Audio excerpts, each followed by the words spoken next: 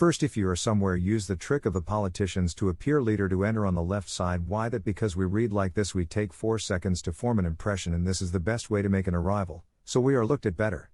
The bridge to the audience to look friendlier. Another thing to have a good memory is to uncross your arms and have open postures. A leader and guide protects, shiny and flexible.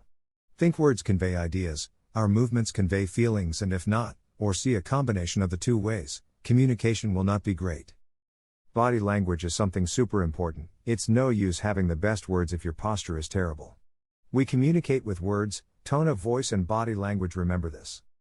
Words are worth 7% in a face-to-face interaction, and people weigh they are worth much more. For that reason, many people fail to communicate. Now you see the importance of body language. It can bring you more confidence and more exponential communication.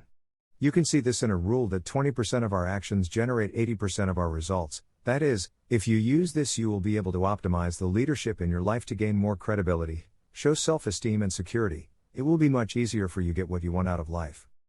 You don't need to be an expert in body language. You just need to know 20% of the most important things to already know a person's intentions, or at least 80% to already analyze that person.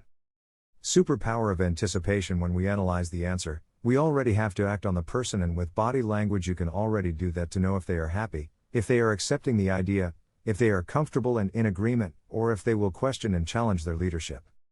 1. Eye contact. The eye contact of a leader has to be sympathetic, empathetic, and confident. They often say that the lack of eye contact is associated with lying, but it is false, because this lack is associated with a lack of self-esteem and confidence.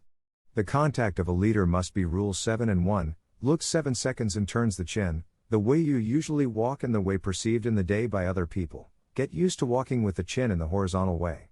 Frequently looking away or avoiding eye contact can indicate that the person is uncomfortable, trying to hide something, or distracted. Largely dilated pupils can indicate excitement, attraction, or desire.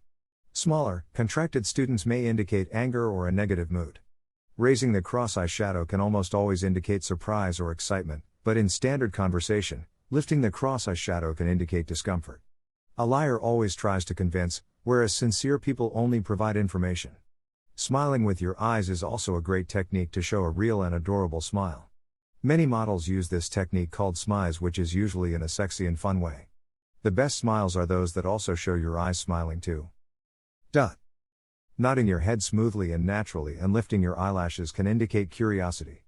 Remember how dogs charmingly nod their heads when they try to understand what you are saying to them. For little seducers, eye contact then slowly looking away can be appreciably seductive, and with while having an expression with the positive affection with a mischievous smile and a quick lick on the lips. If you are wanting to conquer a light person, caressed with your hand or your knees touching while you feel it, can be extremely seductive and good to emphasize that your tone is soft and pleasant, that conveys emotion positive.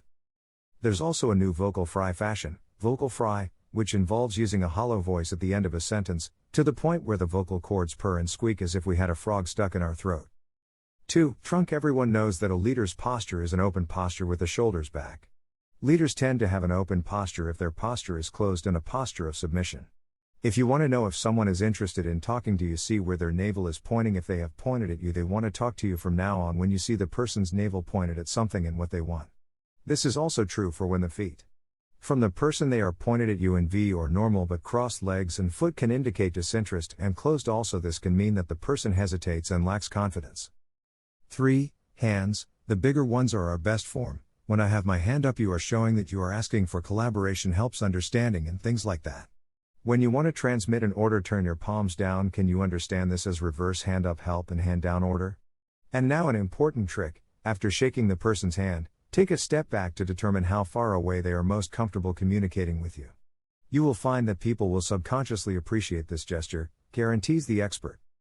Restless movements can mean a distraction from what you are saying, which can also be a sign of discomfort, a lie, or possibly the speaker is just unwilling to listen to you, bored. If the person is also touching your face a lot, this may indicate a sign of nervousness, or if you are hiding your face, it may be lying. Whether we're on a date or at the office, we always tend to evaluate a person based on how healthy and well-groomed their hands look. 4. Feet. Domino, or wherever you want to go, and that's what you're looking for. You can see that a leader rarely speaks to the feet together, so you can see that leaders who want to take up more space tend to have bigger cars and bigger riders. The ideal is that the people be in line with the shoulder, the feet. They also indicate where you want to go and where you want to be. Bonus: how to identify a rich person. The real rich tend to be more humble and hardly boast about their wealth and are talking about it 24 hours. Most of them refuse to even admit to being rich and would even carry bags from the market at an airport instead of expensive suitcases. People who have more capital prefer to buy things in sight rather than in installments. This must be due to the fact that rich people want to save their heads from worrying about credit card bills, but there may be cases that they may prefer to pay the installment to grow their money. Rich people spend less than normal people. Successful people are financially aware, so you will never see them spending much more, saving a lot to invest. I can say that rich people are richer in manners and most likely have been trained to a social etiquette, and for the right dinner they know how to sit down and use the right utensils. Someone who is figuring out wealth certainly doesn't know about it. Remember that rich people are also more intellectual than most and know more languages, math, politics and business than other people. See this account taken from David Grant's Quora. A friend once told me a very funny story. He lives in Atlanta and was talking to a Ferrari salesman. He asked the seller, "What kind of person buys a Ferrari?" The salesperson told him, "It's not usually the guy in the fancy suit and tie. It's not usually the guy in the Brooks Brothers polo shirt, khaki pants, and Italian shoes.